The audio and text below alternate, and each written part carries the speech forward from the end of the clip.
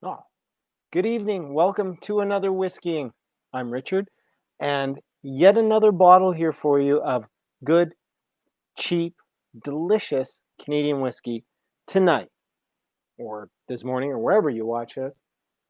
Gooderham and Worts.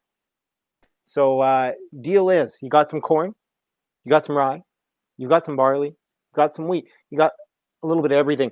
Um, this is a bourbon first kind of whiskey, kind of like a spicy bourbon. You don't expect that from way up here up north, but you know what? They managed to do it really well. So let's get into it.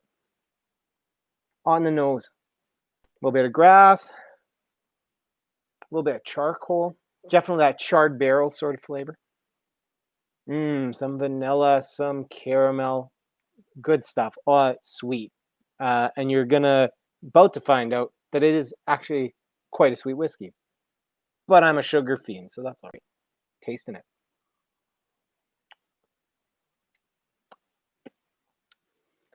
Promise made, promise kept. That char, it's there. Great vanilla. It's got some woodiness without it being overbearing. A little bit of grassiness. It's got that like rotting vegetation silage kind of thing that goes on whiskey all the time. How the hell would I know that? Well, I don't know. I've used my nose walking around outside. It doesn't. I've never eaten that sort of thing, but flavors. Uh, flavors are memories. They're reminiscent of things, so that's good enough for me. Second try on the nose. Not, you can kind of sniff this until it smells like nothing. Kind of at that point, because that flavor is still kind of rolling around in my mouth in a really nice way. This one really hangs around. Yeah, a little bit of like grape or raisins in here too. Not particularly fruity, but a nice sort of brown dry flavor. I don't know. Is that a thing? It's a thing. I made it a thing just right now. Now, in case you think this just tastes like a bourbon, there is definitely some spice here, and you taste it on the finish. It hangs around. It's not an alcohol burn because it really does hang here. I've got just some pepper, some chili flake just hanging around the mouth here, and it's staying around with just enough sweetness that it's not off-putting. It's a friend you want to have hang out, watch the whole movie. It's one you could spend the whole evening chatting with. Mm.